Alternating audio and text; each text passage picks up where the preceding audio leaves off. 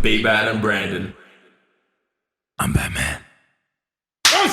Ooh, That was probably our best clap. that was our best clap, and there's chalk everywhere now. Very happy with that. We've got one. Introduction to that. We've got one now. We are Solid off Tom professional. Cruise. Who's your favourite actor? Welcome to episode 6. No, we did 7. We're 7? We're 7. No, are we 7? 6. Yeah, I told you we're 6. Oh, Jay said we were 7. Yeah, that's Discount. fine. Welcome back to the Platform Podcast, episode 6. Today we welcome very special guest, Scott Wasson. For those who don't know, Scott could be described as a pioneer of powerlifting in Australia. He's achieved a lot in the, 12 years roughly? Yeah, around about that. And we'll get into that, I'm sure. But yeah, so you've achieved a lot. We got you on the show today. But before we start, Johnny. We have very important for you. 21 words is all you're allowed to give us. We're going to count them. He is. And I'm going to count them. You And always it's say that. who you are and what do you do. All right, can you give me a visual with your I will fingers so I count. can... I will. Spirit I fingers. I definitely wanna count, see but I some can't do words. Oh, bro. Don't even get me started. All right, are you ready? Because we count R's and M's and Any all sort that of sort of thing. stuff. Okay. Any sort of thing. Is counted. Do I win something if I get it bang on 21? Hug from Brendo. Okay, Yeah. that's worth it. Pants on or pants off? Always pants off. Yeah. I actually don't even have pants He's on, not but wearing pants right now. the cameras can't capture that. Sick. Let's see what we got. I'm Scott Wasson, husband, father, lawn lover. Is that one word or two? I'm going to give you two. Well, and he just used the punch. There we go. Creator of Valhalla Strength and vice president. That's it. That's 11. Of GPC Australia. That's not 11.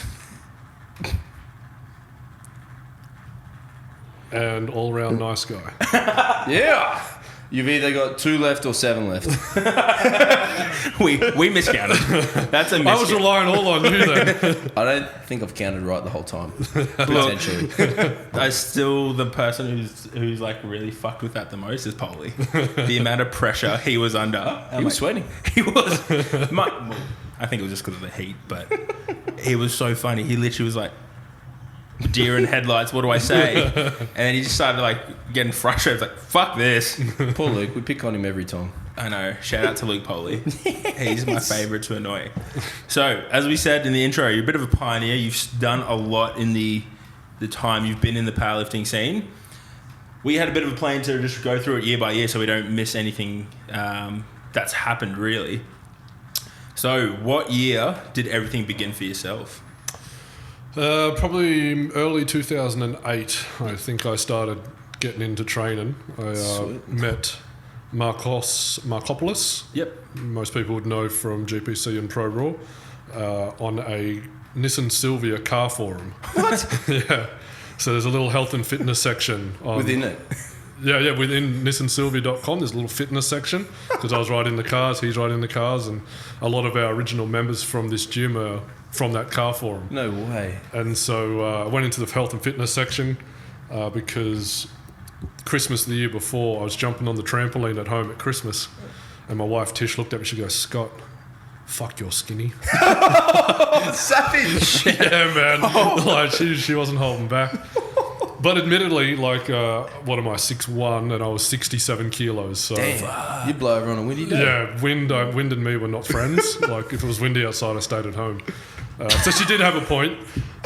So, yeah, I went to the Nissan Silvia fitness section and had a read up on there, met Marcos and one of the guys, Michael Mitchell or Ghosty. He comes to our gym a little bit. Invited me around to his place at St. Lucia and showed me how to squat, bench and deadlift. And Wow. Did he that's just the have his start of own my gym? training. Yeah, he had at his home? own little garage gym at home and Sick. pretty basic. I remember walking in there and he had his goals chalked up on the wall and he had 180 kilo deadlift and I was like, fucking monster. Like those numbers were just insane to me. Like that some guy was planning to pick up 180 and you know, he showed me what to do and we done Yep. up a little program and started chipping away. Did you just train there? I trained with him a couple of times and then I brought a little setup for my house. Sweet. Had a little setup. So in 2009 we started training pretty seriously under the house. Over following a... Kalanga? No, at my house. So that was in Camp Hill or Carindale Oh, okay, on the south side. Yep. What sort of stuff did you buy? Just like proper stuff. So I've got a power rack. I've got a Force USA bench. Yep. And just some bars and weights. Yeah. That's Any how of it that all stuff started. still floating around? Yeah, man. So our original bar is out there. That's cool. And that's it. I sold my old power rack. Yep. But 6 of the rubber mats that are on the floor, somewhere in there. One of those, 6 of those 400 mats, 6 of them are from my house back in 2009. So Oh, shit. That's that's cool. where it started. That's awesome. Yeah, it was great. And so I started training under the house. A couple of my mates started training with me. Yep. And a couple of blokes from work started training with us. So we'd train Monday, Wednesday, Friday arvos. Yep. And then get on the beers after training. Were you sort of coaching or helping those I guys was at the helping time? them out with the very little knowledge that I had Yep. back then. I was lucky because when I started training, straight off the bat, I was taught to squat, bench, and deadlift. Yeah. So I didn't fuck around doing, all the fluffy stuff that you normally do when you first start training, which was really good. Like it saved probably years, of wasted time straight into powerlifting. So helping them out, and we just did it by donation. We made this money box. It was probably 4.5, 5 foot tall, but only like this big. And so every time someone would train, everyone would just put $1 or $2 in there, so that way we could buy more equipment. And we ended up having so much equipment that it didn't fit under the house, and the neighbours started getting pissed off because it was it's an old Queenslander, right? Yeah. So it was just like slats downstairs. It wasn't enclosed, and so we're banging around metal plates. 6 o'clock at night, 3 nights a week. 10 blokes under the house. They got pissed off, and then we had the idea that we'd start a gym. Yeah, right. Shit. So, were you following a program at this point? Yeah, just the one that me and Ghosty made up. Yeah. And on nissansylvia.com there was, like I said, Marcos was on there, and him and Spiros have been training since the fucking 70s or something. So they always had their programs up there. So we just sort of You'd go back and forth a bit with them. and I just copied one of their beginner programs. Squat, stiff legs, Yep. front Real squats, bench, dumbbell bench, flyers, just real basic stuff, but it's what works. It's what you need to do back then, I suppose. Yeah, right. And then out of necessity started the idea of a gym. Yeah, we just sort of expanded, and I loved doing it, and I loved helping the guys from work, and so I did my my certs while I'm a cabinet maker by trade. Yep. Did my certs while I was still working. So you said 3, 4 In sort of fitness. yeah. Must have learned heaps doing that. I got dumber doing it, so I actually stopped doing it, and I said, "Fuck this, I'm not doing it." And my wife's like, if anyone knows Tish, she's She's tight with money, let's say. So she just saw it as a waste of money. She's like, "No, you got to finish it," and she ended up doing most of it for me because I was like, So Tish is actually Tish is qualified. qualified. Yes. So if all my clients could pay her, that's probably the correct thing that you should be doing. But she ended up doing most of it because it was just fucking boring. It's so bad. They didn't show you to squat. They didn't show you to do anything. It was just Where'd you do it? I don't even remember the name of the academy, but it was in near the Gabba somewhere, one of those fitness okay. academy type. Yeah. It was like a weekend once a month, and you Yeah. do the rest. Yeah, your So you were work doing was- that while you're working full time? Yeah, and doing night fill as well. Fuck. So I'd work full time because I was fucking terrible. I'm still not the best, but I was really bad with money then. Yeah. And so I'd work all day, I'd train for an hour or two, then I'd go do night fill from 6 till 11 and start work at 6 the next day. And I was on 90 grand a year and broke paycheck to paycheck. Tish actually confiscated all my bank cards at one point. For a whole year, I didn't have anything. She'd give me a $50 allowance out of my own pay. This is what you get this week. Yeah. How long would it last? Buy food and fuel, and I'm done. If I run out of fuel, I have to ride my pushing. Oh, savage. Man, jeez. But it's been great because it's taught me how to manage my money a little better. Absolutely. Shout out to Tish. Yeah. So was it 2009 the gym? Started 2010. Yeah. So from when I lived in Carindale, we had the home gym. I moved up to Mullaney, so we could save up to buy a house. We lived with Tish's olds in a granny flat, and Cool. just saving our money for a house. Yep. And Tish's parents gave us 10 grand for our wedding. Yep. To go towards doing all of that, and I spent 5 of that opening the gym. So it's like a month's rent up front, and Man. the start of 2010. Where was the gym? Kalanga. Kalanga beat me to it. So it was on just off Dolly's Rocks Road. If anyone from that area knows I think it's a big water tower that's on the corner of Anzac Avenue and Dolly's Rocks Road. Yep. Right next to that. Wow. That's where we started. It was maybe 10 times the size of this office. Wow. It was 100 square metres. It was tiny. Damn. And that's where, so me, Michael Brook, Tara, who was our masseuse here, Ricky, Stephen Allison, Damo, Alex Zerba, all these guys. They're all from All started there with Kalanga you. 2010. Yeah, wow. How old's Stephen Allison? Just off topic there. I think he's my age. I think he's 32. Is he? Yeah. I thought he was way younger. No, I'm pretty sure he's 32. Anyway, that's a little bit off topic. I was like, wait a minute, try and do the And math. were you doing a bit of private or PT or whatever you want to call it back then, or was it just juniors, or what was no, the when system? I opened the gym when I was 22, I think. Yep. 21, 22. I was still a junior at Yep. Nationals that year. So I must have been between 20 and 23. Yeah. I don't really know. I opened the gym. Tara Marshall, who was our masseuse here, was my very first client. No way. Yeah, I met her on an online forum, and she come out before the gym was even open. Really? And we had to train by headlight in the car because I hadn't got the electricity hooked up yet to the shed. So so I started doing some PT, and just sort of grew from there. Yeah, wow. So in this time, from when you started 2008 to opening the gym, had you competed? Yes. What was your first comp? My first comp was Capo States, 2009, I think. In Queensland? Yep, it was at Mason Jardine's house. Yep. Out at Ipswich, or just outside of Ipswich, between Ipswich, you know that no man's land between Ipswich and Toowoomba? Yeah. In there. That was my first comp. I think there was about 8 or 9 lifters at that comp. It was me, Jeff Lamb, Mason's son, I can't remember his name, a couple of others, a chick, Carla, I think her name was, and a real old guy. He had a heart attack not long ago. Can't remember his name. He competed at States last year, I think. Capo States? Capo States. Not Maury. Maury Craigs. Yeah, Maury. He was Yeah. there. He competed that year as well. Wow, 3 lift back then? I honestly can't remember. So he does. He's still kicking around. He does a daddy. Yeah, I saw him. I had a chat with him at He's States such a last cool year. dude. He's an awesome Yeah. guy. He was out there. That's where I met Jeff Lamb. Yep. And then, so it was 2009. Continued training through 2009. Did that comp. I don't know if I did nationals that year. It was 2010. Whatever was in Melbourne. Anyway, they met Jeff Lamb. Started doing some coaching with him and Al, Dan Can, Old school and bunch. Durbridge, Durbridge and as well. Katrina, she was there. So we trained every Saturday morning out at Healthworks. At Healthworks. Yeah, and then I did that push-pull that year at Healthworks. Was it 2009 or 10? Yeah, but that's where it started. Oh, Yeah, wow. right. What was it like training with that crew back then? Awesome, man. And he was me. I was like 75 kilos then. You know, they're all slinging around 200 benches, and I'm like, got my They're all work big. sets at 105. And it's like, They're all big boys. yeah, man. It was really, really awesome. Alan Cleese, he was a mole He and was a stuff. fucking monster. Yeah. 170 kilos, and just the hands on him, like, he's just a giant. That was the biggest human I'd ever seen in my Yeah, life at same. that point in time. So he's a big, big boy.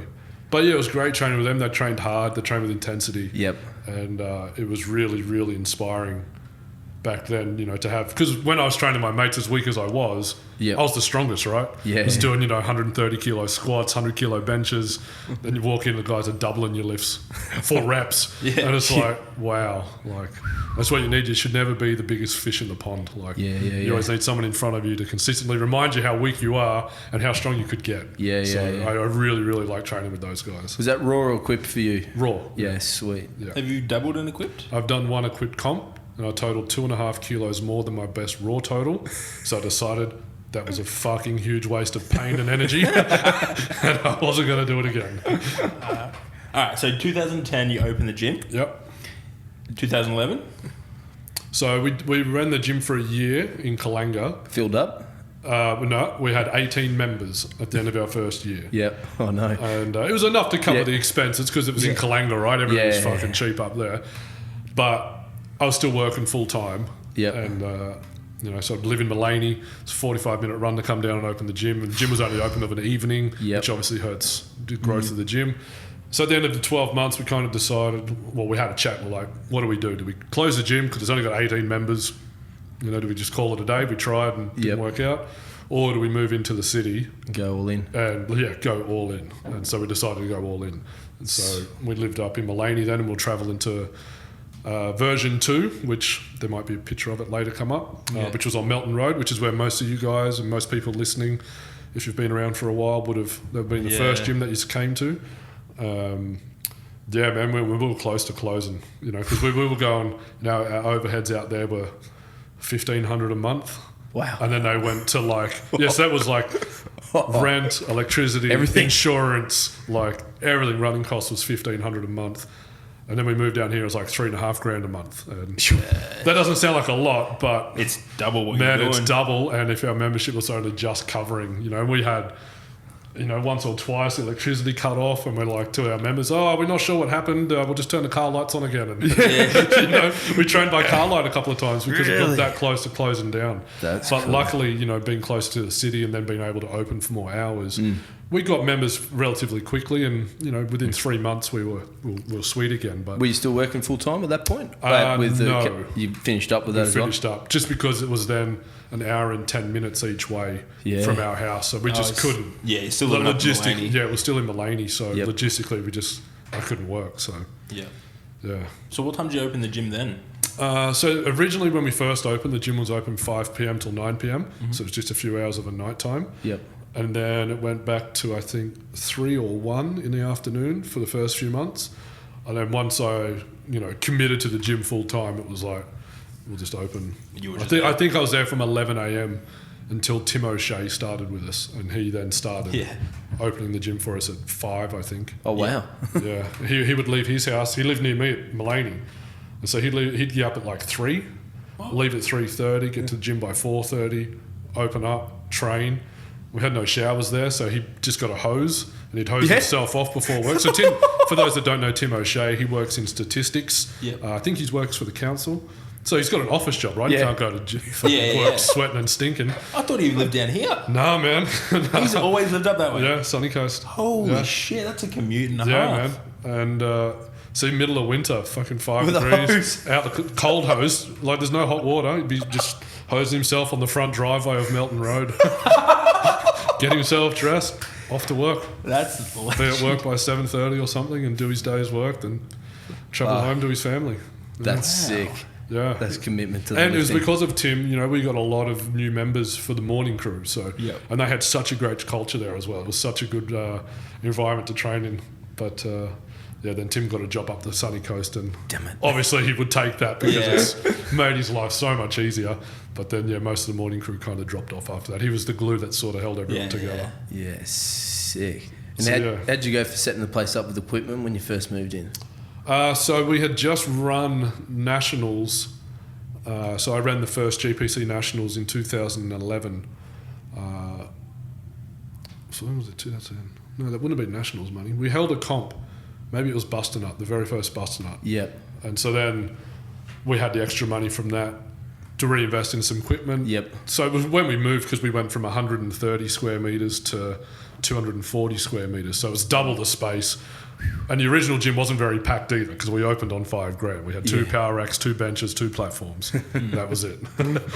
So yeah, we get to this new space, and every comp we just reinvest all the money that come from the comp for the new equipment. Because back then, the only people that were helping were our gym members, and so every dollar that the comps earned just went back into making the gym better. So everyone was always more than happy to help out, because they could see that the gym just benefited for every comp that we held. So That's awesome. and back then there was no monos. Like running comps was tough. Like the first comp we held, Matt Dixon. You know, most people probably wouldn't know him anymore. He doesn't live in the gym. He was our back spotter, and he also had to be our squat height changer. So every attempt we ran it off squat stands, no levers. Every attempt he'd have to unrack the bar, hold it while people change the pin heights, re-rack it, then back spot. Jesus. Unrack it, you know, change the heights, re-rack it, Jeez. back spot. Like there was hard work back then. Like spotting is still hard, but man, people don't realise how easy it is now in comparison to what we used to have to do back That's then. insane. Yeah, and it was a big comp. That comp then was the biggest comp in Queensland's history. I think we had like 35 lifters or something at it, which was big for a comp back then. Yeah. And yeah, so then, to fill the new place up, it was just keep adding equipment in from the comps. And we did that for years, like probably 3-4 years worth of comp fees just went into building what we have now. Yeah. Wow. When did you get your first mono then? We bought our first mono off Alan for Nationals 2011. And it got here like just before, maybe States. Anyway, we got it like probably a year and a half or so after we opened. Yeah. But we needed it for Nationals, so we would have got it just before then. Yeah, sick. Damn. And you were competing then as well? Yeah. So the gym probably didn't do as well as it could have in the first few years because I definitely took my lifting more serious than I took my business. I would, I'd be training hard, because I did Worlds 2012, 2013, and like I would cancel sessions 20 minutes before I meant to start because I wasn't ready. Like I was still training. I was like, nah, sorry, I'm still squatting. I need another hour and a half. I'd cancel my next 2 clients and keep training. And then didn't really think anything of it. I obviously knew it was the wrong thing to do, but when you're in that deep into something, like you were just all in. You're lifting. all in, like I didn't care about anything else except for getting strong and winning and getting stronger and stronger and breaking a record. And it was at the detriment to the business. And then after a while we're like, we need to buy a house and do these adult things. So then I sort of took a little step back and started focusing on the business side of things. Yeah. What year was that? I'd say the start of 2014. So I did Worlds 2012 and 13, and then took a year, probably 9 months off proper hard training. I still trained a bit, but nothing like I was. I wasn't cancelling sessions just before they were meant to start. Yeah, and just saved so we could move out of that version 2 gym and into the big one that most people would know next to the BP on Toombul Road. Yeah, because that cost like 80 grand to do that move. Wow. So it was... Because that was still nearly 4 times bigger. Yeah. So we went to 650 squares from 200 squares, and like the matting alone was $10,000 or $12,000 because our original gym wasn't matted. So just expenses like that, they all add up. And that was what, 2014, 2015? End of 2014. End of 2014, I think. Yeah, because there was that was one of Pretty and Powerfuls, which I remember coming to. Yeah, the first one was on Melton Road, the first Pretty and Powerful. I think Tish, Tara, and Mel Stevens, a very old client of mine, were pestering me to do a girls' comp, and I thought that'd be crazy, to be honest, and they convinced me that it's a good idea, and we ran it, and now it's one of the biggest comps on your calendar. Yeah, and it's inspired a lot of other gyms now to run girls-only comps all over the country. So that's awesome. Yeah, and there's a shitload more chicks lifting now because of my first comp, one girl. Now it's 50-50. Like it's just exploded. Yeah, well, I think GPC states there's 60 dudes and 60 girls, which is absolutely insane. Yeah, it's been awesome to see the growth of that side of the sport. It's been really good. So what was that first Worlds like in 2012? Where was that? It was in Slovakia. This is the one where you had to cut weight? Yeah. So that was an epic trip, right? Because it was the first GPC World. So we got GPC running, must have been 2012 we got GPC running, and held GPC Nats in, I don't know, August? No. Whenever it was, June. Worlds was in September. And so because it was the first one of GPC is this new fed. Yep. There's a lot of commotion going on. Everyone was keen to go to Worlds. Yep. I think we took a crew of like 30 people to Slovakia. Wow. And man, it was fucking awesome. That was the one where you and, was it Max, pretty much handled everyone? Yeah. So I went. So it was a big team, and we all had a lot of lifters there. But you'll always hear Marcos bring that story up where, they were big days because Raw had only really just started taking hold, and even when they put out the start list or the run schedule, for 2012 Worlds, it was like they'd left half a day for Raw or something like that. Cool. And we were like, guys, I don't think you understand how big Raw, because in Europe equipped is massive. Yeah. And we're like, guys, you're going to need more time than this. And they're like, no. Half a day or a day for all the Raw is going to be heaps. And so we got to the venue just before 7 a.m, did all the girls warming up, competed with them, handled them all day. I think I started warming up maybe 3 or 4 o'clock that afternoon, and then my last deadlift was around midnight, just after. So I'd been at the venue for 18 hours. What'd you total? What'd you hit? Do you remember? I want to say maybe like 725, 730, somewhere around there. By the way of like maybe 270, 160, 302, roughly, somewhere around those numbers. Because the 302 was the world record at the time for GPC for under 90s. Cool. That's right. Under 90s. Can you please tell the weight cut story? Yeah. So for me hilarious. to make weight for that comp was horrendous, right? Because we didn't. Since then, we've developed some very effective cutting strategies. Opposite to this one. Yeah. Disclaimer. Do not try this at home. Do not do this. So that was also my honeymoon. So we'd been in Bangkok. We'd been in Bangkok just before, and I wasn't eating much because I knew I had to weigh in. We flew over to Slovakia, and I was a few kilos. No, it was about 98 kilos. So I wanted to be under 90, so I had to weigh in at 89.9 or whatever. Check my weight, still well over. So no food, no nothing. Covered in shopping bags and hoodies and all that sort of stuff that you see on the movies.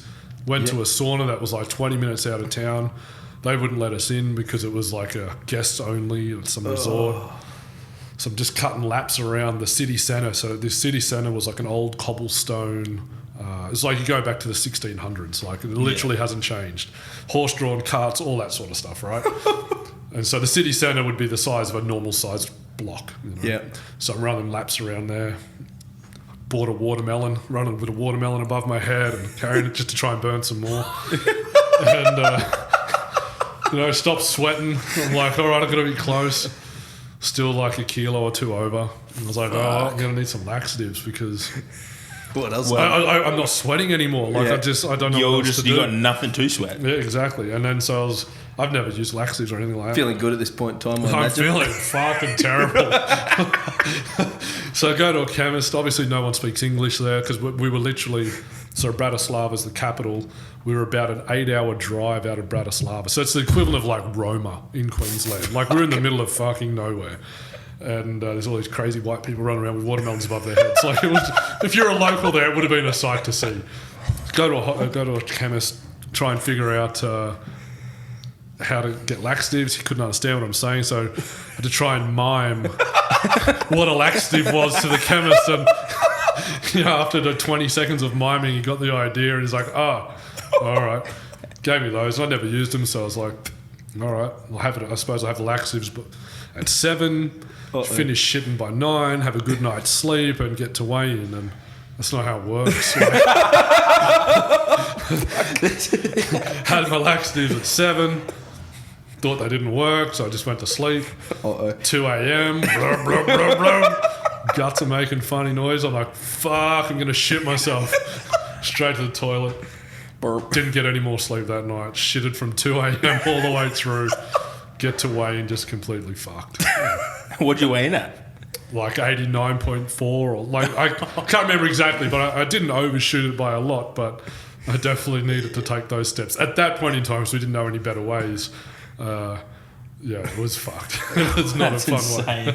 I just love the part of you just trying to mime to someone. Can you imagine being a bystander at that point in time? Someone's there to get their medication for the week, and they've got this lunatic just completely white. And I'm frustrated too, right? Because I haven't eaten for 2 days. I've sweated everything out. I'm like, just fucking understand what I need.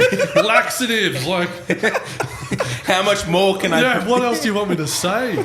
That's so great. But yeah, that was Worlds 2012. It was a great trip, and it'll go down as, even though the comp might not have been great. And for anyone that hasn't done a Worlds, they're not the level of the quality of the competitions that we have here in regards to not only lifters but equipment and speed of the day eclipse anything that you're going to get overseas. Anything.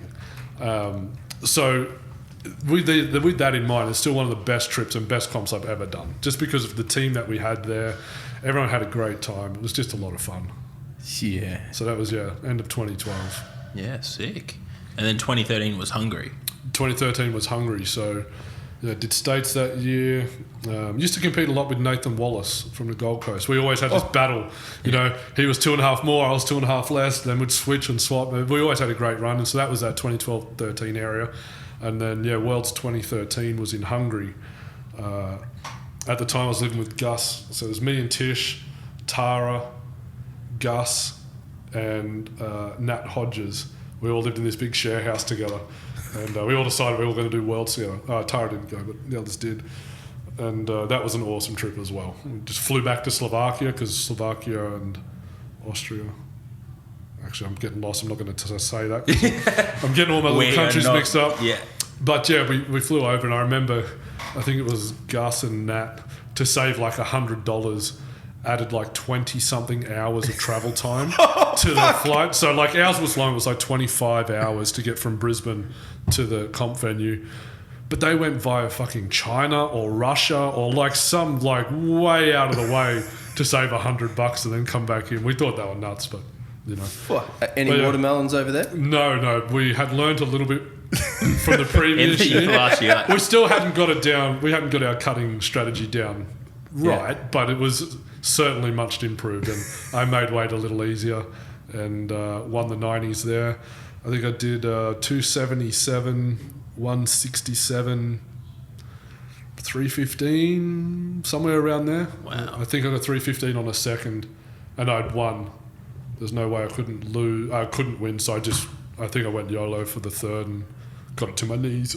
What did you try and pull? I can't remember. I think it was maybe 325. Yes. Just because I've always got this thing, I'd rather fail something that looks pretty than get something that looks shit. Like, I don't want a 1 1/4 on there. Like, I'll either miss 325, all the reds and a collar. I'm happy to miss that. I don't want 320. Like, I've always been like that. It's like 6 reds. Yeah, 6 reds. 6 reds and a collar. 6 reds that and a does collar. look really pretty. It looks awesome. Damn. So yeah, I always try. I don't care if I'll get it. I just always go for something pretty. That's incredible. But yeah, I think Stenzel beat me that year. That was the first year Stenzel beat me in a comp. Yeah, in the right. same weight class. So I'd beaten him at all the other comps, and I always gave him shit about it.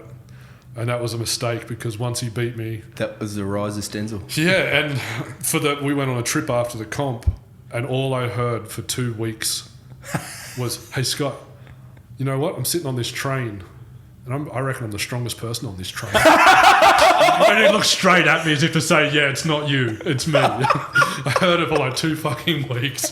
That is the best. Everywhere we were. Look at all these people eating sushi, Scott. I'm probably the strongest person eating sushi right now. Like, it's just constant. But it was really, really funny. That is hilarious. But yeah, the comp itself was, they ran 2 platforms Wow. at the same time, but 1 warm-up room. Oh, far It's a out. fucking disaster. So you have, 15 people on each platform competing at once. Yep. So you'd have 30 people in the warm-up room. And I suppose when people are listening to me say warm-up room, you're picturing, 3 monos, Yeah. a bit of space. The if you've come to our Valhalla comps, the warm-up room was probably 2/3 of the size. All right. It had 2 benches and 2 monos and 2 platforms. Between 30? Between 30 people. Holy Plus shit. there are 30 handlers. And it was a room. It wasn't an open area like we've got at Valhalla. It was like a room. So there was you couldn't spill out and spread out a little bit. Everyone's not Jesus. speaking the same language. Testosterone fueled guys and girls, I suppose. Yeah. But like there was fucking steam coming out of people's heads because no one could warm up properly and everyone's yelling and screaming in foreign languages at each other. It looked like a fucking all-in WWF style brawl. Man, there was some scary moments in there. Like I thought It's gonna plates go. were going to get fucking thrown for sure. Yeah, Shit. I think I heard like there was like plates falling off bars and shit. Yeah, like people not using collars and things. Like it was just a shambles. Like the comp, yeah, it was a hard comp to run, I guess, because it was powerlifting exploded around that time. So it would have been hard to anticipate what they needed, especially being in Europe as well. Like there's not a lot of like everyone's really spoiled in Australia for quality of equipment in these gyms. Over there, like if you watch any of like the Eastern European training videos, like look at where Milanichev trains or Zahir trains. They're training on fucking backyard rickety equipment, Yeah. So that's what they're sort of bringing to Worlds and things like that. So it's pretty hard to compete properly. But everyone's on the same equipment, so it's a level playing field. Yeah, so, yeah. you're probably not going to hit PRs or anything like that, but the competition still can be fun and hard and competitive. It's just not what you expect. But yeah, I went into that comp. If you look at the results, I won by quite a margin, but that doesn't tell the story, and it's really disappointing because it should have been down to the last deadlift. Really? Between 4 of us.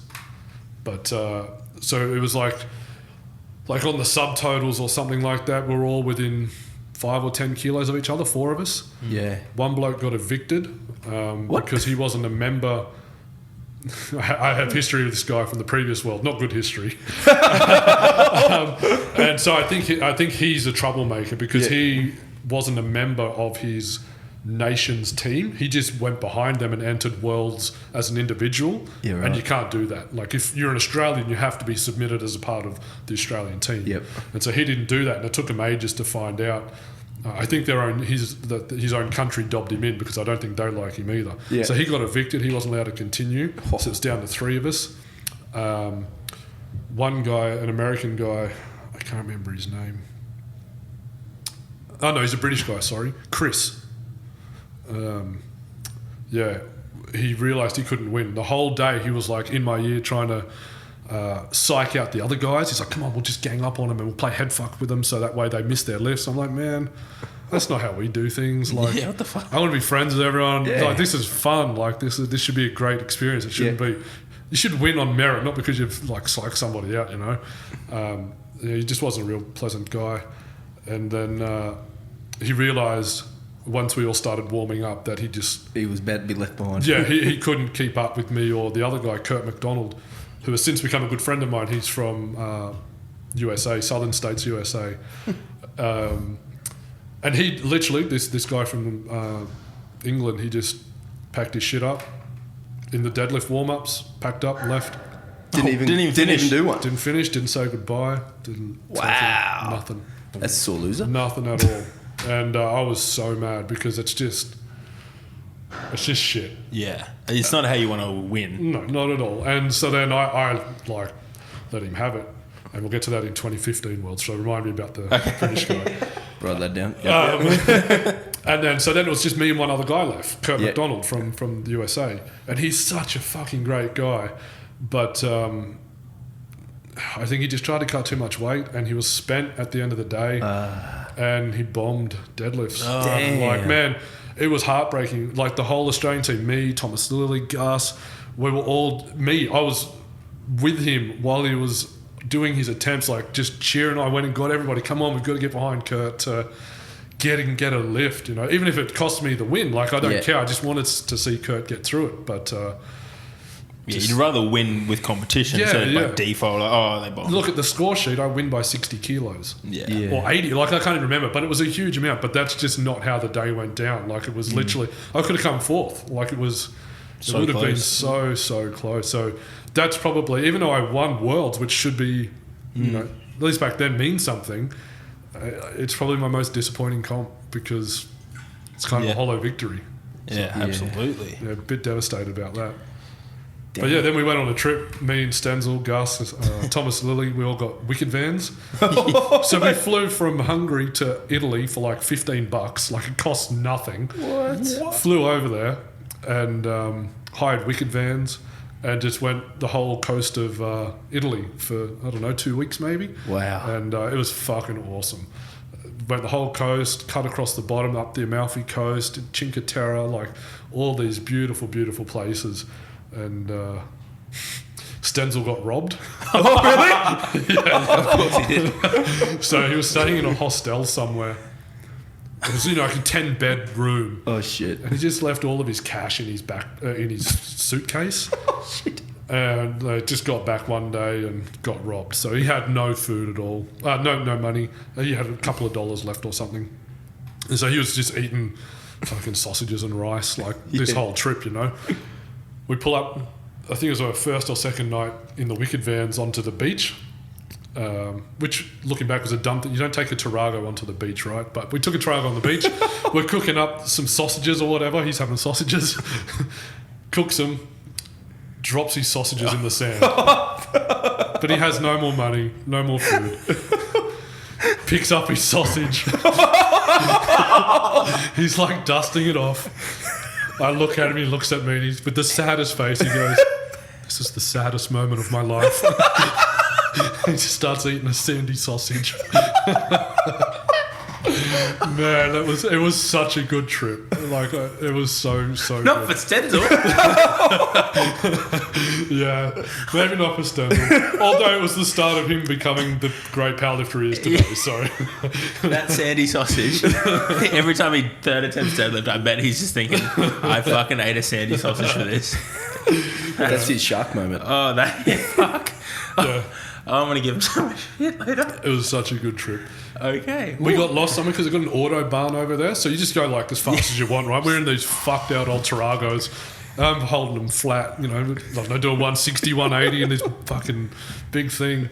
And I don't know how, I don't know what happened. Stenzel blames me, I blame Stenzel. I was driving one, he was driving the other.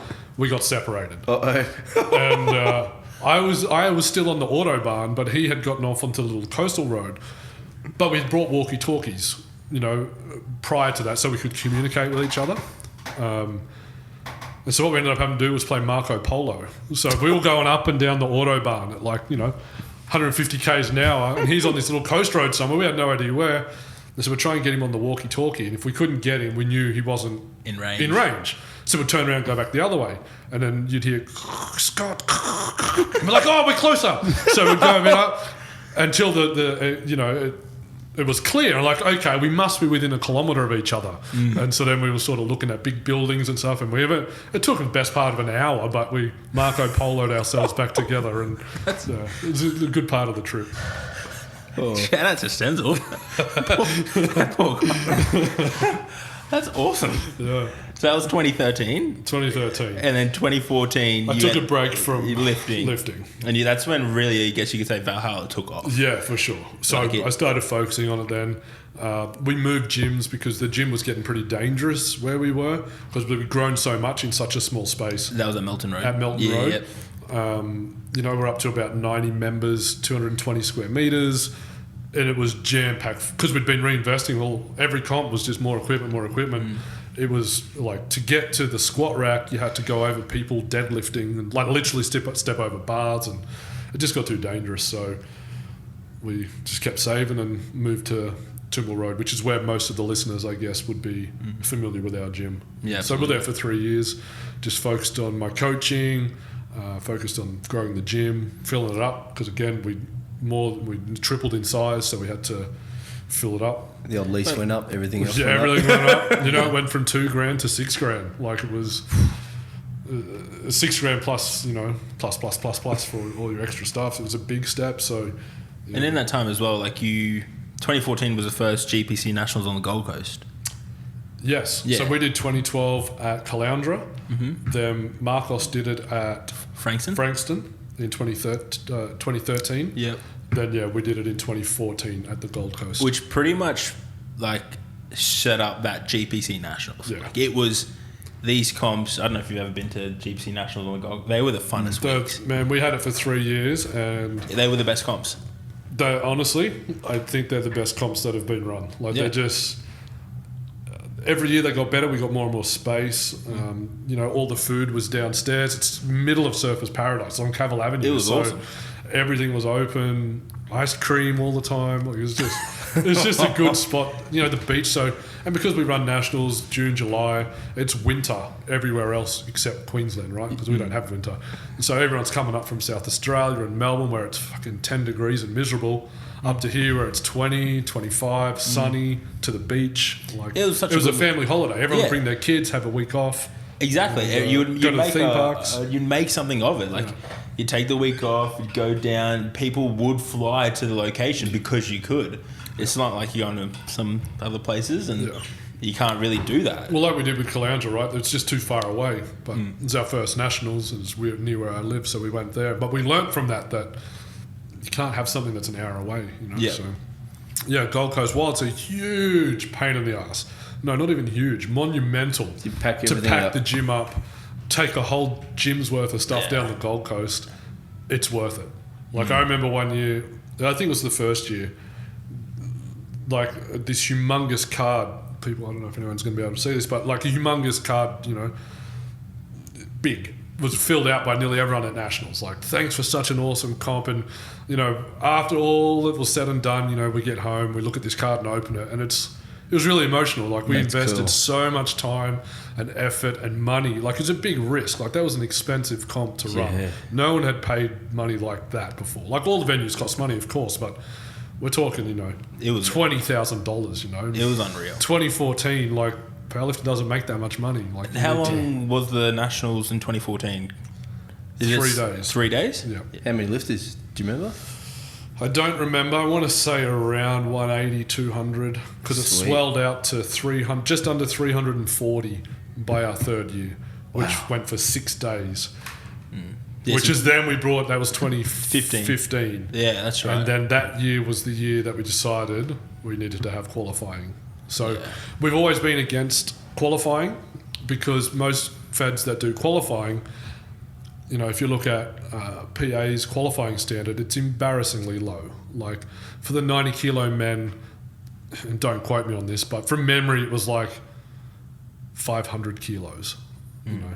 If you're going to set a qualifying total that low, when the top guys are doing 820, 840s, what's the point of having it? Like you're just excluding the very weak people from the very, very weak people. And I don't think you should exclude them. If you're going to have, like, what's the difference, Yeah. So we've always wanted as many people because at my first nationals, which was the Capo in 2010 at a pub in St Kilda, Balaclava, I think. Balaclava. Yeah. Fucking epic venue. Probably my favourite comp. That place Venue-wise. was sick. Man, it was so sick. 'Cause it wasn't huge, but the atmosphere was awesome. I come dead last at that comp. And if I hadn't not been able to go to that comp, we wouldn't be sitting here now having this conversation because I just wouldn't have continued with powerlifting. Yeah. But I went to that first nationals, even though I come dead last at stage, and there was only fucking 9 of us. I come dead last at nationals, but that nationals comp was like, fuck, I want to do this sport. Gawain, I think it was his first comp or his first big comp or the first comp where he was showcased as somebody who's going to go a long way. And like he walked out, he squatted 300 bare knees or something like that, He was 330. big. And the fucking crowd went mental. And I was like, oh, this is epic. Yeah. Fell in love with the sport. Gym opened. I'm all in on powerlifting. Yeah. If they had to exclude me from that comp, we just wouldn't be here now. So I've always been against excluding people if I can help it. But fast forward to 2015, 6 days long. And I've got no issues with running a 6 day long comp because to me, it doesn't matter if it's one day, it's the same thing every day. Like there's no extra. I'd rather run 6 days than 1 day. Yeah. Because it's fucked to set everything up for 1 day and pull it all down. If I'm going to be there, I don't care how long I'm there for. But what I didn't think about was the helpers. Who's spotting and loading on a Tuesday? Yeah. The Gold Coast, right? Like maybe on a Tuesday in Brisbane because I know lots of people here. I don't know lots of people on the Gold Coast. You're calling some serious favours. Man, when people had to take annual leave and fly up from wherever to spot and load, the comp was basically run by coaches because, there's no one else at the venue then. So that was a real issue that I didn't see. I didn't know until it had happened. So after that, we said, all right, we need to do qualifying because we can't do 6 day nationals just because we don't have enough helpers for it, Otherwise, I'd be happy to do it. We just didn't have the helpers. It was 6 days, and that Saturday started the lifting started at 10, and I don't think it finished like 1. No. It was still the same day. We've never gone to another day. Yeah.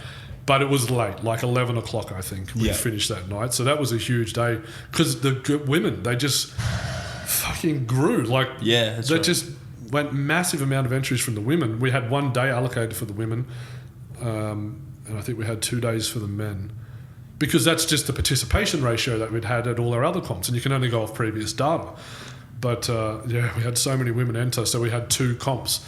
So luckily for them, it wasn't like me at Worlds in 2012 where you had to be at the venue from 7 until midnight. We did 1 full comp, got all the girls out by 2 or 3 that afternoon, then started a second comp. So then the second lot only had to be there from 3 till 11, which is the same as a normal comp, but it was a late day, especially for the coaches and helpers. For the helpers. Yeah.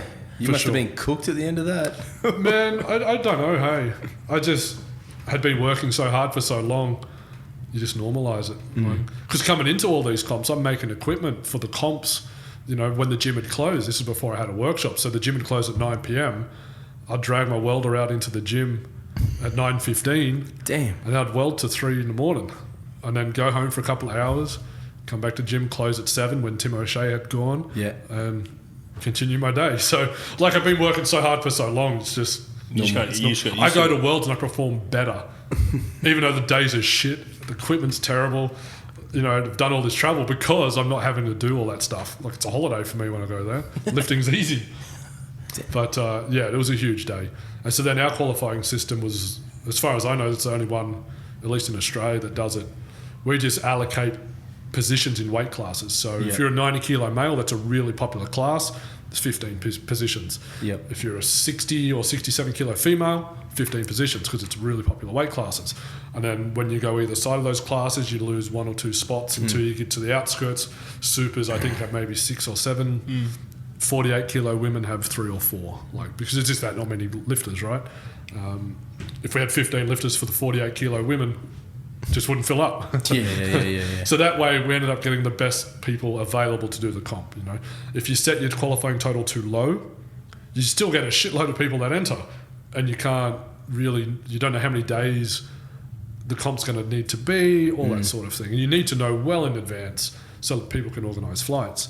You set your total too high, which is what I would prefer to do. I'd prefer, you know, if you're a 90 kilo male not totaling 700, you don't come to nationals. Like, that's if I'm going to have a qualifying total, that's it. You're gonna really have to bust your ass to qualify.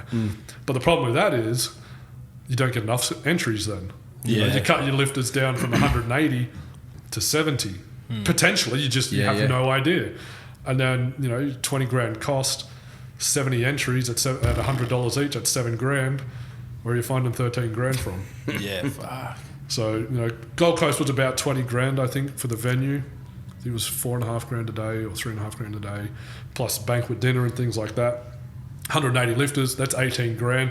We only need to find another 2, get sponsorship, things like that. So we had to bank on getting 180 lifters because we know that 60 lifters, 3 days, done. So the way we did it was just allocate spots. We have the ranking system, allocate the spots. It seems like for the meet director, it's the easiest way to pretty much operate. Ensure that you don't go bankrupt, because it's possible. Like, you lose all your money. It's happened to other feds, you know, and so that's the thing with GPC as well. The meet director assumes all risk.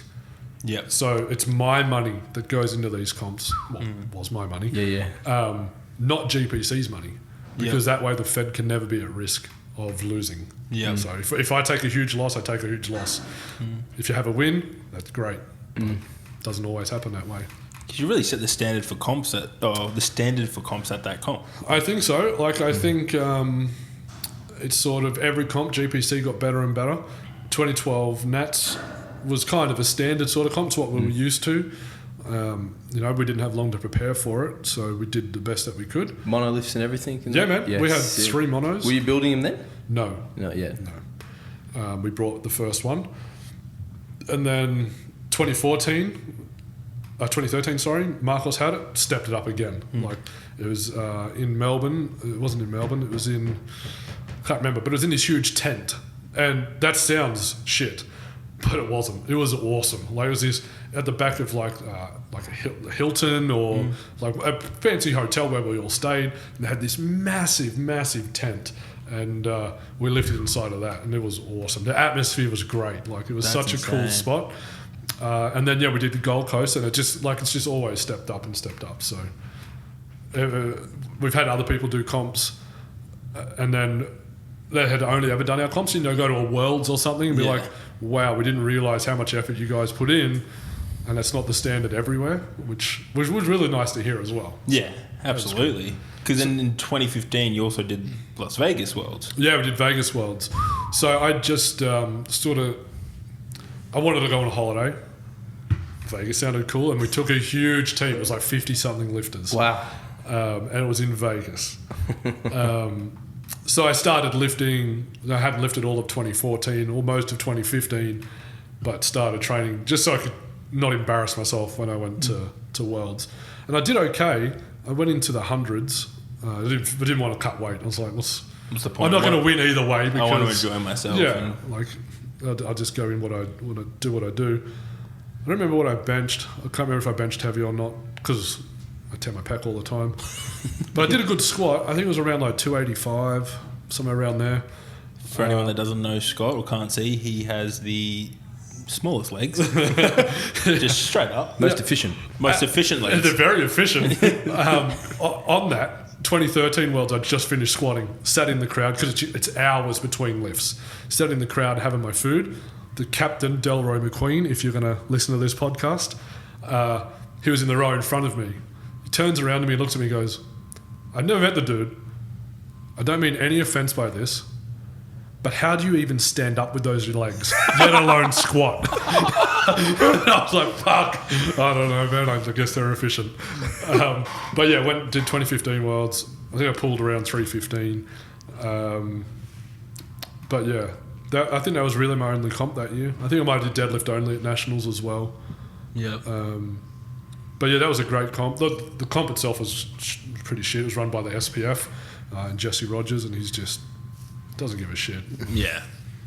One of his remarks were, "It doesn't really matter, they're only girls on the girls' day," because he just didn't have enough equipment. You're like, man, what the fuck? Like, That's disappointing. but I had, from that comp, one of my most favourite memories ever. I've been lucky enough through the gym to be able to invite international guests over all the time. We hold seminars at the gym, we have them at nationals to do talks, all that sort of stuff. And so the first year I met Dan Green, and then we flew out Ed Cohen, and we were the first. Ed Cohen had never, ever, ever travelled before to do seminars, talks. He'd never done them, like he was not interested in them. But because I'd met Dan, I got Ed's phone number off Dan because they're friends, and I gave Ed a call. I was like, "Hello, Mr. Cohen. You don't know me, but talk to Dan Green. He knows who I am. Like, he'll tell you it's legit. I want you to come out." And he's like, "I don't really do that sort of thing." And he wasn't in. Like he was not involved. And it took me a little bit of time and a few phone calls and emails back and forth to get him to agree to come out. And yeah, we were the first people to ever get Ed Cohen to do a seminar. What did it take to get him out? Persistence. Like wear really, him down. Like I don't know if it appealed to him at the time. Like because essentially it's an all expenses paid holiday. You get a bit of money while you're here, and we take all our guests to Australia Zoo. We take them rock climb. Like we make sure they have a good holiday, and. Yeah, I think Dan helped us out a lot. Dan Green helped us, get it over the line. And yeah, so then Ed come out. And then through Ed, I got to meet Stan Efferding in 2015. Wow. So we flew him out to Australia for the Nationals. Did a few talks in the gym, did a few training sessions with him. It was fucking awesome. And so then I met him again at Worlds because he lives in Las Vegas. And so he come down to see me lift, which was really cool. And he was there for a few days. He was watching me run around handling everybody, like just, we had 50 lifters. Like I was flat out the whole time before I lifted. And so he sends me a message and he's like, "Hey, big dog, come down and meet me in the foyer of my hotel. I've got a care package for you." I'm like, "Has he got drugs?" Like, He's gonna roofie me. yeah, I don't know what this is about. And so I meet him out in the hotel foyer. He's got two like massive suitcases. I'm like, he goes, "These are for you." I'm like, "Okay, sick." He goes, "Take them up to your room, don't open them here." I was like, Oh shit! now we're like, is there a chopped up body in here? Like, I don't know what to expect. I go up into the room, open it up. He brought me a brand new microwave. There was like 2 gallons of milk, so there's 8 liters, like 2 1-gallon liter bottles of milk, heaps of rice. His wife had Malia, where is she from? Like Pacific Islands somewhere. Yeah. I can't remember exactly. Sorry. She'd made all this home cooked chicken. Wow. Like there was 2 suitcases full of food, drinks, Gatorade, anything and anything you could want. He's like, "Get that in here because you've not been eating. I've been watching you running around," and like that to me was one of the most awesome things I've ever had done. Like, not only did he do that, but he noticed that I was busy at the comp. And then off his own back and his own money, went and bought all this shit, snuck it in because you're not allowed to take food in, especially not microwaves, into hotels over there. got it all in for me and made sure I was, fed and hydrated for the comp, which was That's awesome. was so good. Like I could never speak highly enough about Stan. He's such a good guy. What a legend. Yeah. So yeah, that was awesome. And then we went helicopter ride in the Grand Canyon. Yeah, like it was a holiday. All the touristy fun stuff. Yeah. But yeah, I did well at the comp for the prep that I'd had for sure. That's awesome. Wow. Yeah, so that was 2015. And we took Alexis. For those that don't know, Alexis, my daughter. Tish had only just given birth in July. Start of July. Worlds was in September. So Alexis was like, she hadn't even had all her immune shots yet. So she was only like 8 weeks old or something. And took her on a flight to Vegas. Wow. We walk on the plane, everyone looks at us and they're like, these assholes have just ruined our flight. She was awesome the whole way and didn't cry, didn't make a noise. So Alexis' first trip was to Vegas. Wow. It got me kicked off the pokies because I was playing, those old school like big lever pokies. Yes, you were. The security's up. He's like, get out. I was like, man, she's like 6 weeks old. He goes, doesn't matter. Out. All right. That's hilarious. Yes. That's awesome. That would make a great photo. And so then that was about it. I did a little bit of lifting through 2016, 17, did a comp here and there, but nothing too serious. When did you squat 295? States, must have been 2016. New South Wales. Yeah. Yeah, Maybe it started 2016. He squatted 295 with those legs. Yeah. That was Damn. I was training. I had not planned to do that comp, but I think I just must have been inspired after Worlds to keep training and prioritise it a bit more. 295. And then I did, I was training and I was just like, triple 280. Like I was just like, everything was going so well. And I was like, fuck it. If I'm ever going to squat 300, I need to do a comp right now because this is my time. So booked my flights, flew down to Sydney to do the comp. I did 285 for a second or 287. And it wasn't easy. Like it was pretty tough. And I was like, this is one of those moments that I talk about with my lifters. It's like, take what's there on the day. Don't be emotional. I'd invested so much time and money into squatting 300 at this comp. I was like, I know it's not there. Like in my heart, I know it's not there. And so I put 295 on, and there's a video on the Valhalla website under my staff profile of that squat. If a fly had landed on the bar, I would have missed it. Like it was a proper max. And I'm very proud that I took that attempt instead of what I really wanted to, which was what I had trained so hard to squat. And I'm proud that I took the right decision, and not the one that I really, really wanted to do. That's the ultimate adult moment. Yeah, it really was, man. It really was. It's like, should I have this last beer? I'm really fucked at the moment. Just put the beer back down and go home. Like it's one of those moments, That's hilarious. But yeah, that was a fun comp to do. Yeah. That's the first time I met Vasa. Vasa's one of Australia's best super heavies. Just a very, very weird dude as well. Like he warmed up, right? So we get there at 8:30 in the morning. Comp starts at 10. Yeah. He's not in the first flight, so he's on at like 11. 8:30, warming up, squats. Yeah. Well, warms up to like 260, right?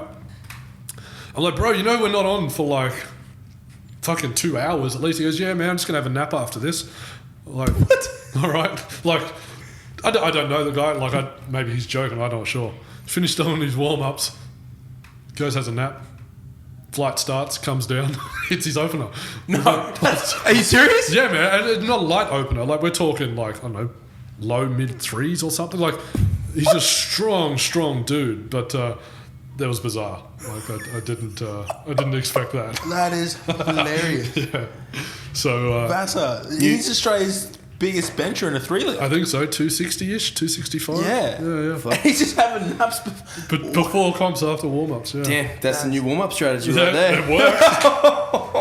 Yeah. Again, disclaimer, if you nap after warm-ups, you will not squat mid-threes as an opener. Yeah. So it was a lot of fun. And then so since then, like I said, I haven't been doing too much competing.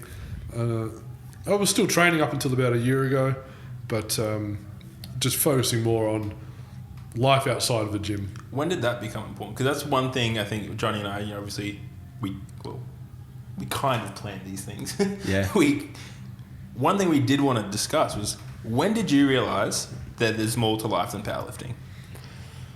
Oh, that's a great question. When Tish was pregnant. Yeah. Yeah. So 2015. Yeah. So for me, like since I was probably about 12, I knew I wanted to be a dad. Like I want to do that. And so when Tish fell pregnant, I was like, this is amazing. Like this is awesome. And so as soon as she was born, and to be fair, I was still pretty committed to Welds at that point. Even when she was born, I slept in a different room to Tish because Alexis was in with us, or in with Tish, and I slept with earplugs in just so I could, we were so close to the comp. And Tish was like, do the comp, like she told me to do it, so I did. But yeah, as soon as Alexis was born, it was like, I can't keep doing what I'm doing. I can't keep doing 70-hour weeks every single week, committing most of my weekends to comps, travelling. If I wasn't doing a comp here, I'd be flying to Perth or South Australia, all over the place to help run comps and oversee them and things like that. So, yeah, that was probably the turning point, I think, when Tish fell pregnant. Because it's just not fair, right? Like, everyone always says, take with your kids, don't miss the early years because they're never going to come back. And it's true, but you don't really take it that seriously, but you should. Like, it's once they're gone, they're gone. She's super cute right now. I wouldn't want to be working all the time and miss that, Yeah. And it's not fair on her because when we owned the gym, and you might get to the sale later, I don't know, but we sold the gym since, and we'd only have 3 days off over Christmas. We'd have Christmas Day, Boxing Day, New Year's Day. That was it. And that's not fair. Like, I'm not on a kid, Yeah. Can't go on holidays, can't spend time with them. Like, it's just... Because since starting the gym, last year? Yeah. Last year, So it's been about 8 months, 9 months. you had recently just gone on your first Christmas holiday. Yeah. This Christmas was my first Christmas off In 9 years. 9 years. 9 years. That must feel amazing. It was great. We went up to Cairns, went scuba diving on the reef, like just did heaps of cool shit. Went down to my hometown, visited my old friends. We just couldn't do that before. We just couldn't leave the gym. So, yeah. So you've sort of, I guess, for now, found a new normal. Yeah, I think I found a normal. A normal. A real normal. But you still build the equipment? Yeah. So every year, my New Year's resolution, I only ever had one for about the last 5 years, and that was to have a better work-life balance. Yeah. Every year I post it on Facebook. All right, this year I'm committing to it. New work-life balance. And this was the first year I didn't post it because I've got it. I really don't have a resolution now. Like, life's pretty sweet. Like, I've got the time I want with the family. I spend the time I like in the gym. It's good. So, but yeah. So now, what do I do for work? Like, I was in the gym when we owned it, like constantly. Since having to do that, I don't have to be here all the time now. So, hence me stealing all your couch and fans. Everything's in Brandon's office in there. But so I build a bit of gym equipment. We do probably 20 hours a week, me and my dad. So it's great. I get to spend time with Dad. That's cool. He just gives me a hand over there. 3 days a week of a morning, and then coaching from 2 p.m. of an afternoon, 4 nights a week. And How many people would you coach these days? I think I've got around 20 sessions a week at the moment, which is... And that's about where you kind of like being? That's where I want to be. Yeah, sweet. Especially now because Tish has gone, my wife's gone back to work. Gone to work. She hasn't worked in a very long time. So, like, there's more parenting responsibilities for me now. So I need to make sure I'm out of here by 7 o'clock so I can... You must love that extra time you got now. Oh, it's awesome, man. Read stories every night. Alexis is a pretty rad kid. She's awesome. And a lot of parents, like, I can see how parenting can be very hard. Like, my parents would have struggled. I'm a shit kid. Like, I caused them so much grief. But Alexis is great. Like, she does what she's told. She doesn't argue. Well, not with me anyway. Her mum's a different story. But, like, she just makes life easy. Yeah. It's really, really good. That's sick. Yeah. So, yeah, I've definitely got a good work-life balance now. Absolutely. Do you think you'd compete again? Definitely. Yeah. So I've ended up, when was it, the start of last year, got diagnosed with Crohn's disease, which has really, really severely impacted my ability to just work in the sense of the biggest symptom I get at the moment is fatigue. Oof. So, like, I'm just constantly fucked. Like, when it's bad, like, for every day's work I do is a day's rest. Yeah, like, right. Just on the couch. Like, it's so I can't... I can do, like, 1 night's training a week at the moment, but hopefully I can do a lot more this year. I've just had some change in drugs, and hopefully they'll help. And cool. Looking forward to competing Canada Worlds this year. That's the big plan at the moment this year. Yeah. That's sick. Sick, man. Hopefully squat 300. Yes. Wednesday squat day. Wednesday, yeah, we've been saying Wednesday this. crew, bro. Come on. Yeah, I'm normally busy on Wednesdays. Normally. Okay. Let's see where it is. But yeah, we put up on our Instagram. So, sorry, I'm just laughing at the questions. If they wanted to jump in and ask any questions. Now, we've got a few responses. The first one, I had a good laugh because I had to then message this bloke, what context? Because so it's from Nathan Goodtormson, which is one of my guys. Yeah. And he was just like, how does he do it? And I'm like, do what? What do you mean? And then I kind of knew what he meant. So I've just written back, do you mean lift being so skinny? And he's like, yes. I was like, I'm throwing you under the bus, straight up. Man, I don't know. I've always been like a super, I'm not even going to say lean, skinny guy. Like growing up high school, I was 50 kilos. I don't know. Like, I don't know the science behind how all muscles work. I don't know whether I've got different type fibers. I don't know if everyone can just do it, if it's just time under the bar. Man, I guess from my perspective, watching you, I've been lucky enough to watch you train, obviously, just being around here. You're like one of the most neurally strong persons ever. He'll fucking not train. Like push-pull last year. You didn't train, and then you pulled 315. Yeah. Fuck. Like, what the fuck? Yeah, I didn't train for a little bit, and I could barely pull 200. Yeah, I honestly, man, I don't know. I think about 260, 270 is just my baseline deadlift now. Like, I can just not train for 6 months and be able to hit that. But, and within a session or two, I can get back pretty heavy. But yeah, I don't know. It's not on purpose. Like, I should be at least 115, 120. I stayed light for a very long time because I was obsessed with records. So I would intentionally not let myself get over 100. So I can cut from 99 to 89 pretty effectively now. So I just kept doing that. And looking at the big picture, it's such a mistake.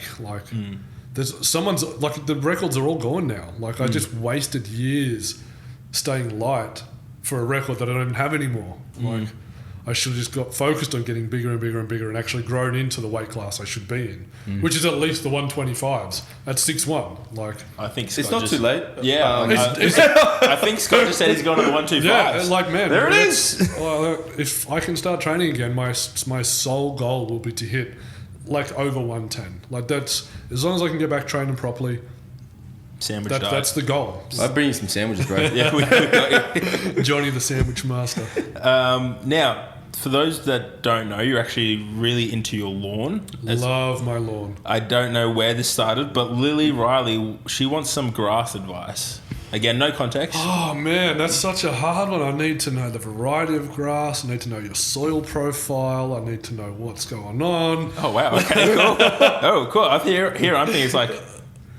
Cut it. Look, for anyone that's into their lawn, the first thing you need to do is identify your grass, all right? Because if you don't know what grass you've got, you don't know how to kill the weeds that are in your grass. And if you've got weeds in your grass, you don't have a lawn. You've just got grass with shit, all right? A nice turfed lawn should have no weeds at all. So you need to find out what grass you've got so you can get a selective herbicide and then kill everything else. Then you've got to mow your lawn really short because that helps keep the weeds away. You need to aerate, so you dig lots of holes in your lawn, and top dress once a year with washed pit sand to help.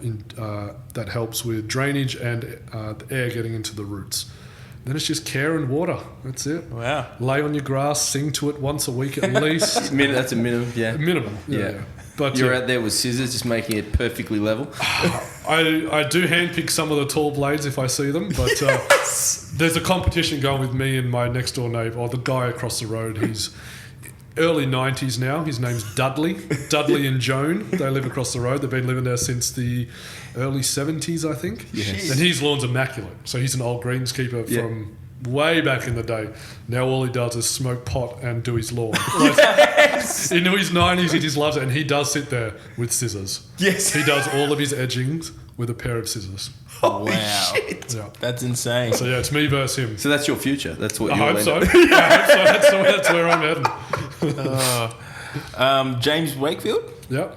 What is the lawn care equivalent of a 300 kilo deadlift? Ooh.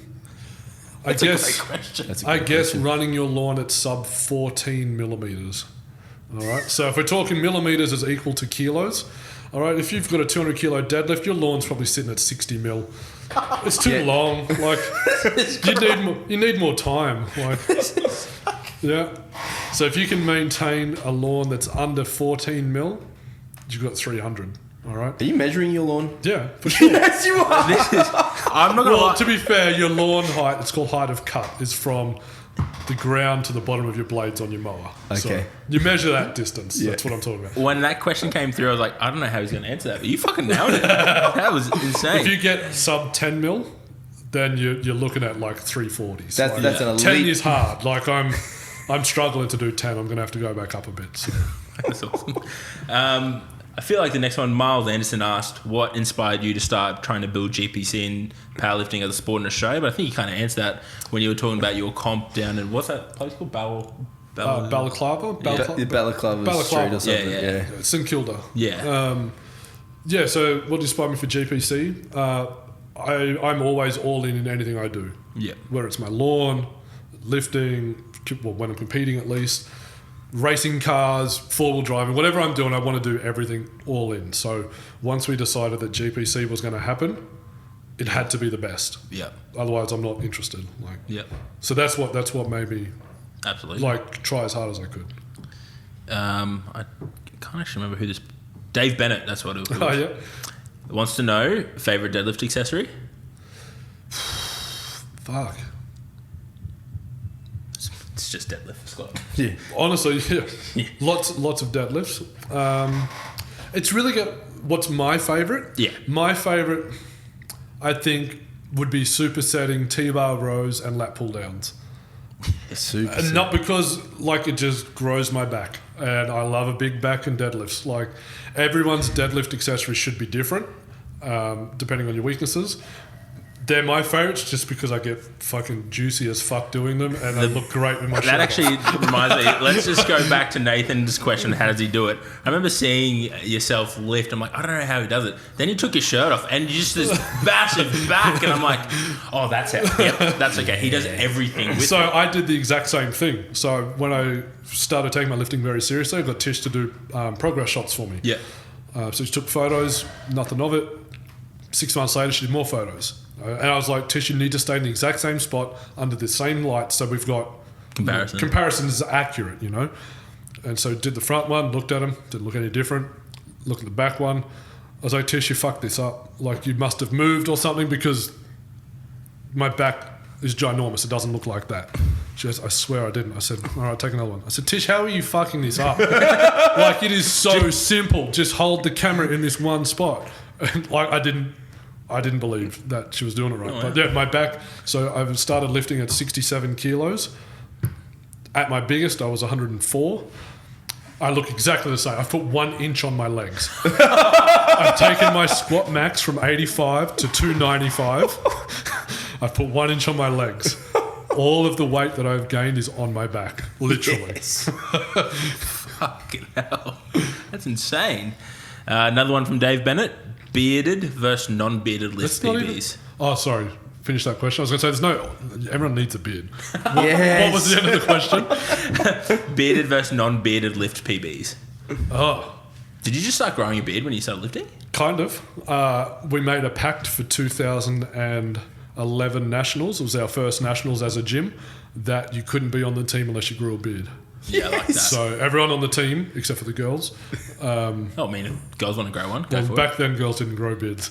But now, back then, you had to have a beard or you couldn't come. That's dope. Except with the exception of Zach Turner, because he was 17. He tried, but we're not going to call it a beard. There was a couple of whiskers. This leads perfectly into the next question from Greer Mason. Do you believe your beard gives you powers? And if so, what percentage of gains does it bring? Beards definitely do. How much percent is a hard one? I'm going to say it'd have to be in the vicinity of 30%, I would think. Oh, that's a big call. Yeah, 30 to 40. Yep. Wow. Because if you take your beard away, right, you're less masculine. Yep. You're not going to train as hard. So, like, there's all these factors that go into it. Beards add to your life in every facet. Do you care for your beard? Do you do anything to it? I do.